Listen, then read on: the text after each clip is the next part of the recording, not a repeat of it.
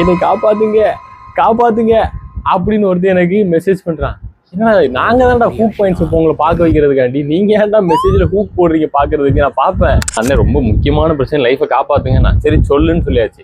அவன் சொன்ன ஸ்டோரி என்ன அப்படின்னா, ப்ரோ இந்த மாதிரி என் ரிலேட்டிவ்ல ஒரு பையனோட பர்த்டே ஃபங்க்ஷன் நான் போயிருந்தேன். பர்த்டே எல்லாம் செலிப்ரேட் பண்ணி முடிச்சு தூங்க போகும்போது அந்த பையன் வந்துட்டு யாருக்கும் மெசேஜ் பண்ணிட்டு இருந்தா. நானும் லைட்டா அப்படியே எட்டி பார்த்தா அந்த பையன் வந்துட்டு யாருக்கோ பேசிட்டு கொஞ்ச நேரம் கழிச்சு ஐ லவ் யூ மெசேஜ் பண்றான்.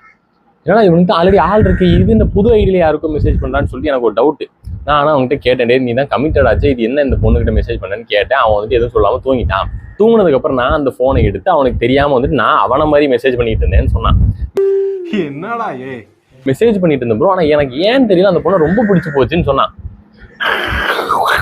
இதுக்கு முன்னாடி நிறைய நடந்திருக்குது, ஆனா இதுதான் ஃபர்ஸ்ட் டைம். லிட்டரலி அவன் ஆல்ரெடி லவ் பண்ணிட்டு இருக்கான். அந்த பொண்ணு ரொம்ப டாக்ஸிக் போல இருக்கு. இந்த பொண்ணு கூட தான் வாழணும் முடிவு பண்ணிருக்கான். பட் இருந்தாலும் இந்த பொண்ணு கொஞ்சம் நல்ல பொண்ணா இருக்கே அப்படிங்கிறக்கான இந்த பொண்ணை சைட்ல வச்சுட்டு இருந்திருக்கான். அது இவனை பார்த்தோன்னே இவனுக்கு அது பிடிக்கல. ஆனா அந்த பொண்ணு வேற பிடிச்சி போச்சு பாத்தீங்களா. அதுக்கப்புறம் இந்த பையன் என்ன பண்றான், அந்த பொண்ணுகிட்ட அந்த விஷயத்த சொல்ல ஆரம்பிக்கிறான். அந்த பொண்ணுக்கு ஆதாரத்தோடையும் காட்ட ஆரம்பிக்கிறான். பட் இந்த பொண்ணுக்கு ஆல்ரெடி எல்லாமே தெரிஞ்சிருக்கு.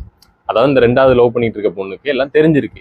தெரிஞ்சு ஏன் இப்படி பண்ணான்னு எனக்கு தெரியல. அந்த பையனுக்கு வந்து இந்த பிள்ளைய ரொம்ப பிடிச்சி போச்சு. அதுக்கப்புறம் ஒரு நாள் வந்துட்டு சொல்லிட்டான் அந்த மாதிரி லவ் பண்ணேன். அந்த பிள்ளை என்னைய பார்த்தா அவனுக்கு எப்படி தெரியுது, நான் அவனை தான் லவ் பண்ணேன்னு சொல்லிட்டு இவனை வந்துட்டு வேணான்னு சொல்லிடுச்சு போல. பட் இருந்தாலும் இவன் வந்து அந்த லவ்ல உண்மையா இருந்திருக்கான். ஃப்ரெண்ட்ஷிப்ல பண்ண துரோகமா இருந்தாலும் இவன் லவ்ல உண்மையா தான் இருந்திருக்கான். ரொம்ப நாள் கழிச்சு இந்த பொண்ணும் சரி என்ன கேவலப்படுத்தினாலும் எவ்வளோ அசிங்கப்படுத்தினாலும் இந்த பையன் வந்துட்டு வித்ஸ்டாண்ட் பண்ணிட்டே தான் இருக்கான். எப்போ அந்த பொண்ணை கேர் பண்ணிட்டே தான் இருந்திருக்கான். ஸோ அதுக்கப்புறம் இந்த பொண்ணுக்கே அந்த இது விஷயங்கள்லாம் மனசு மாதிரி லவ் எல்லாம் வந்து சொல்லியிருக்கு. சொல்லிட்டு பட் இருந்தாலும் வேணாம் அப்படிங்கிற மாதிரி இருக்கு.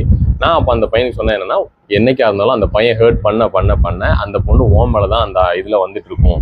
அந்த பொண்ணுக்கு என்னைக்கு உண்மையான லவ் எது, எந்த லவ்வுக்கு வேல்யூ கொடுக்கணும் அப்படிங்கிறது வந்துட்டு தெரிய வருதோ அன்னைக்கு அந்த பொண்ணு உன்னை தேடி வரும். ஸோ நீ இதுக்கு ஃபீல் பண்ண வேண்டிய அவசியம் இல்லை, நீ கொடுக்குற காதலை கொடுத்துட்டே இரு அப்படின்னு சொல்லிட்டு முடிச்சிட்டேன். கரெக்ட் நிமிஷம் மறக்காம லைக் பண்ணிக்கோங்க. இந்த மாதிரி நிறைய இன்ட்ரெஸ்டிங்கான வீடியோக்கு சப்ஸ்கிரைப் பண்ணிக்கோங்க.